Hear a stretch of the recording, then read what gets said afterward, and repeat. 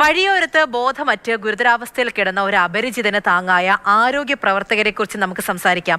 വ്യാഴാഴ്ച ഉച്ചയോടെ കുമളി ചെളിമടയ്ക്ക് സമീപം പാതയോരത്ത് കുഴഞ്ഞുവീണ രാജേഷിനെ പോലീസ് കുമളി പ്രാഥമികാരോഗ്യ കേന്ദ്രത്തിലെത്തിച്ചു. ഹൃദയമിടിപ്പ് കുറഞ്ഞ രാജേഷ് ഗുരുതരാവസ്ഥയിലായി. ബന്ധുക്കളെ വിവരമറിയിക്കാൻ ശ്രമിച്ചെങ്കിലും നടന്നില്ല. ജീവൻ രക്ഷിക്കണമെങ്കിൽ 78 കിലോമീറ്റർ അകലെയുള്ള തേനി മെഡിക്കൽ കോളേജിലേക്ക് എത്തിക്കണം. പക്ഷേ ആംബുലൻസിൽ ഒപ്പം പോകാൻ ആളില്ലാത്തതും ബന്ധുക്കളെ കണ്ടെത്താൻ സാധിക്കാത്തതും പ്രതിസന്ധിയായി.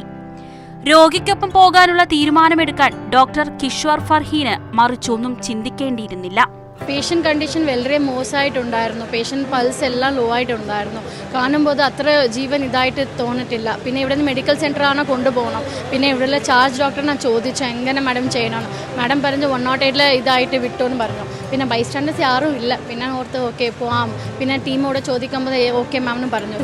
സിസ്റ്റർമാർ രമ്യാവും പിന്നെ നഴ്സിംഗ് അസിസ്റ്റന്റ് റാണി സിസ്റ്ററും പിന്നെ ഡോക്ടർ നാണു പോയി. 78 കിലോമീറ്റർ ദൂരം 40 മിനിറ്റ്. ആംബുലൻസ് ഡ്രൈവർ സിജു രാജേഷിനെ ആശുപത്രിയിലെത്തിച്ചു. ഇത്രയും പെട്ടെന്ന് വരണമെന്ന് പറഞ്ഞു. നമ്മളിവിടെ വന്നു. അപ്പോഴേക്കും ബൈസ്റ്റാൻഡർ ഇല്ലെന്ന് പറഞ്ഞു. അപ്പോൾ ഞാൻ പറഞ്ഞു മേഡം ബൈസ്റ്റാൻഡർ ഇല്ലാതെ നമ്മളൊരു പേഷ്യൻ്റ് ആയിട്ട് പോയി കഴിഞ്ഞാൽ നമുക്ക് ബുദ്ധിമുട്ടുണ്ടാകും. ഹോസ്പിറ്റലിൽ ചെല്ലും. അത് ഏത് ഹോസ്പിറ്റലാണെങ്കിലും ബുദ്ധിമുട്ടുണ്ടാകും.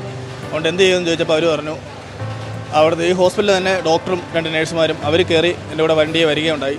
അവരുടെ ഒരു ബലം കാരണമാണ് നമുക്ക് അത്രയും ദൂരം എത്താൻ പറ്റിയത്. അവർ ആ പേഷ്യൻറ്റിനെ സേഫായിട്ട് നോക്കുകയുണ്ടായി. ഇവർ തേനിയിലേക്ക് പുറപ്പെട്ടതിന് പിന്നാലെ പോലീസ് ബന്ധുക്കളെ കണ്ടെത്തി വിവരമറിയിച്ചു. രാജേഷിന്റെ ബന്ധുക്കൾ എത്തിയ ശേഷമാണ് ഡോക്ടറും സംഘവും തേനി മെഡിക്കൽ കോളേജിൽ നിന്നും മടങ്ങിയത്.